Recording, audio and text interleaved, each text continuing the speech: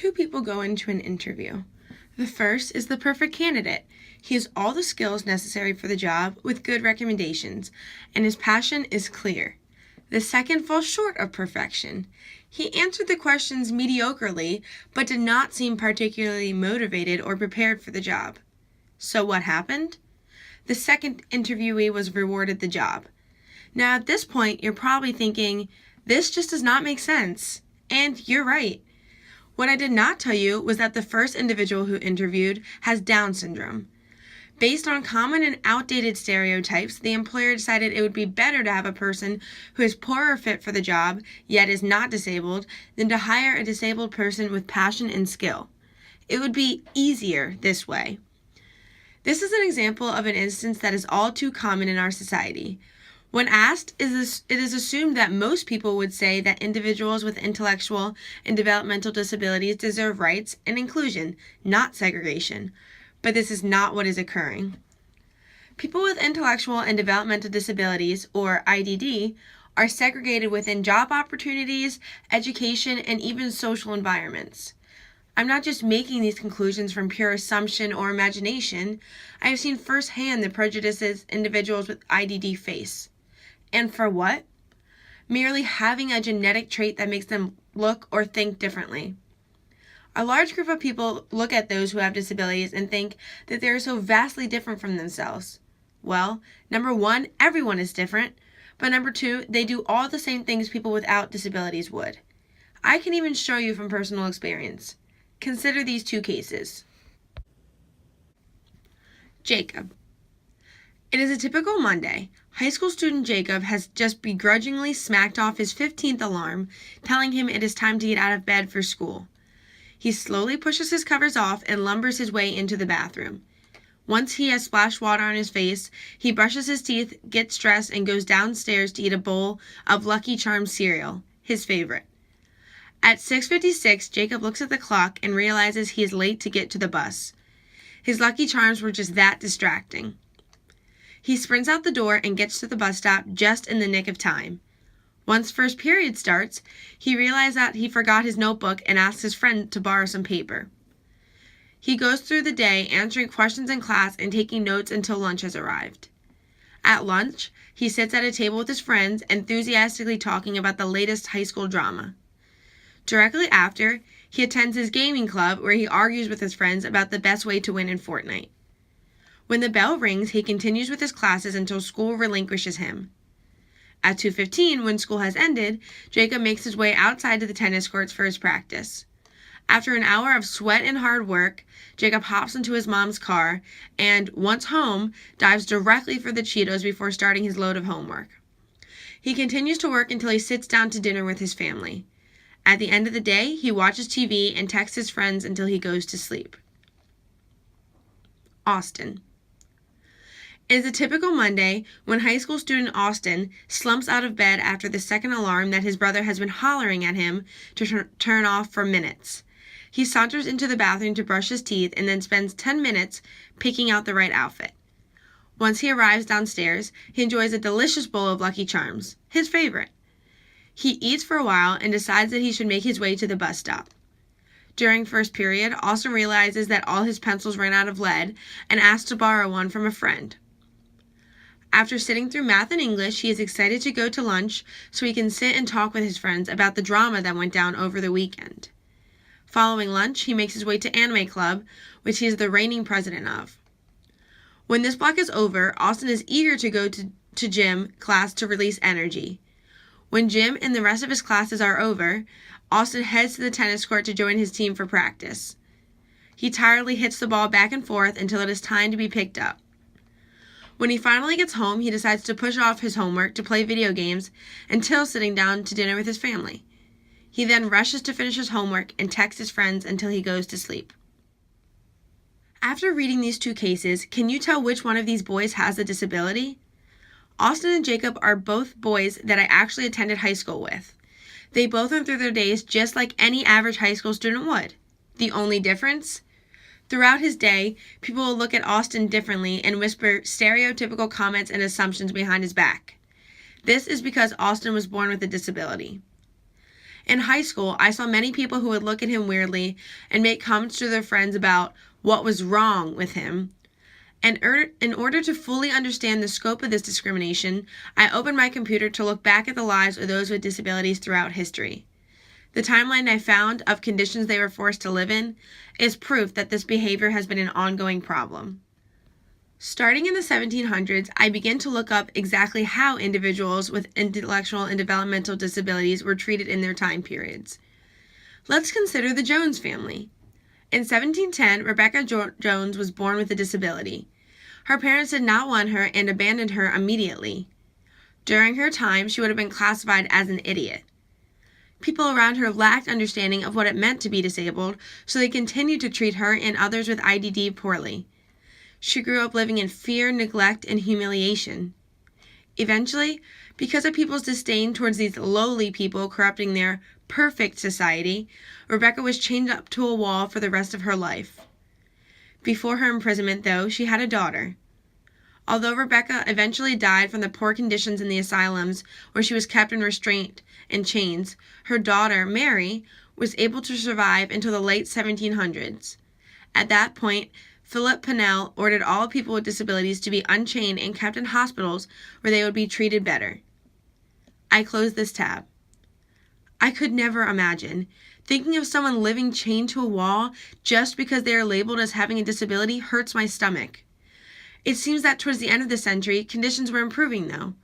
At least individuals with IDD gained some kind of freedom, even if it was a small victory. There were finally people sticking up for their rights.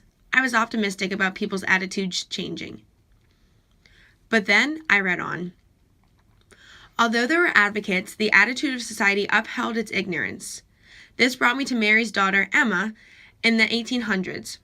While Emma was not chained up, she was treated as an outcast. There were common practices from the greater society to make sure that people with disabilities were aware that they were not welcome. This ranged from just blatantly ignoring the person or even loading them into a cart and dumping them in the next town. Unfortunately, this was the fate that Emma faced as a person with a disability. It was not until later in her life that things began to look brighter. During the latter half of the 19th century, larger quantities of people began to work towards inclusion. Emma met a lady named Dorothea Dix, who kindly helped her and many others with disabilities get an education. I closed the tab. Behaviors of the people who did not understand those with disabilities led me to think about this practice of hazing. Going through life with no one to confide in or nowhere to feel welcome seems tragic. On the other hand, though, with more people seeing that individuals with IDD deserve rights, I can see the way of thinking begin to change. So, when Emma's great-great-granddaughter, Elizabeth, was born retarded, as they would say in the mid-1900s, the attitude of society was different. Rather than immediately giving up Elizabeth for adoption because of her disability, her parents fought for her inclusion. Elizabeth's mother and father, along with other parents of children with disabilities, banded together to petition courts for services and resources to assist their children in better development.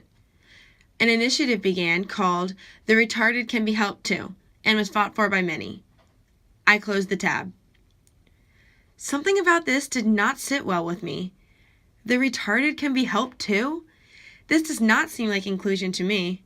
This is just segregation disguised to look like someone is doing something helpful. This slogan, number 1, separates people with IDD from the general population by insinuating they need to be helped in a different way. They should just be arguing for rights of all children to be upheld instead. And number 2, it uses derogatory language, such as the word retarded. Times may have been improved from the past treatment of people with IDD, but I'm not sure at this point that they are necessarily good.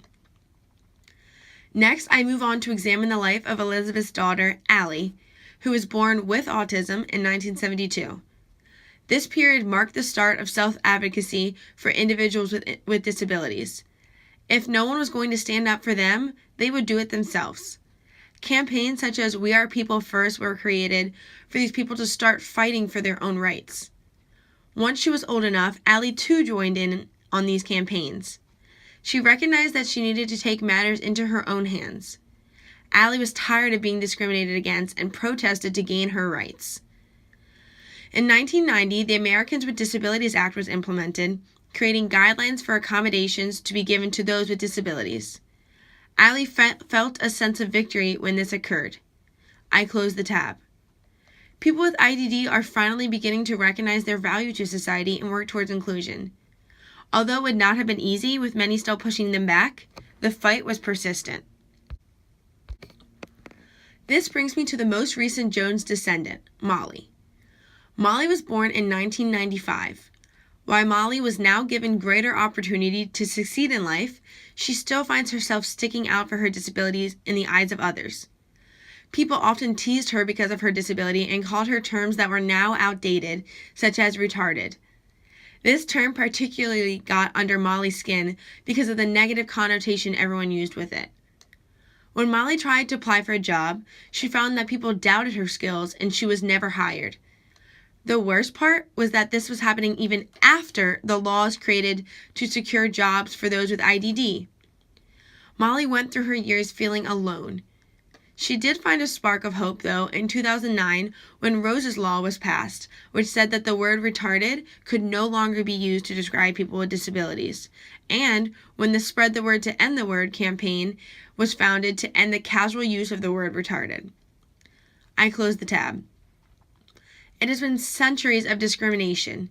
Yes, the conditions of living for people with IDD are growing better, but the discrimination is not. It seemed like every step forwards towards inclusion brought 2 steps backwards with discrimination. There were amazing successes to improve living conditions, but people's attitudes remain the same overall. I believe the main reason for these attitudes is lack of understanding. People need to be made aware that individuals with disabilities are the same as you and me. Sure, everyone has their differences, but in the end, we are all human. I don't think was fair that Austin has to live under a microscope every day, or that the Jones woman were plunged into awful situations throughout centuries. And why? Just because of their disability. Take out this factor, and any of the behaviors they face would be appalling to everybody. It is not socially acceptable to stare at people and yell insults at them, but say the person has a disability, and then it's understandable. Discrimination may have changed forms, but it has always been a prominent force throughout history. Society needs to become more accepting and inclusive of those with disabilities in order to put this to an end. How would you feel if you had people watching and talking about your every moment every day? The idea that we need to be a more inclusive society is easier said than done. What can you do to create a more inclusive world for those with disabilities? The main effort that would have the largest impact would be for people to stop saying all should be included and actually acting on it. People often will feign kindness to the faces of individuals with intellectual and developmental disabilities, but then turn around and either think or say condescending or stereotypical remarks to others. People need to put vicious and outdated stereotypes out of their minds. Only then can they see that individuals with IDD should be free to live the same way as anyone else. For example, they should have true equal opportunities when given jobs, not just the chance for a courtesy interview as the narrative at the start of this piece explained. An individual should not and cannot be written off before they even step in the room. They should receive better educational resources from the school systems to succeed in their academics or resources to teach life skills they may not learn otherwise. There are so many options like these to improve living conditions of people with disabilities, but they are often overlooked and disenfranchised every day. In the 21st century, you would think that everyone would have moved past the prejudices that began well before the 1800s. This seems to be harder than it sounds. All people should be accepting of those with disabilities and treat them the way anyone else would be treated. Only after this, and the previously mentioned solutions, can we say that our society is truly inclusive of individuals with intellectual and developmental disabilities.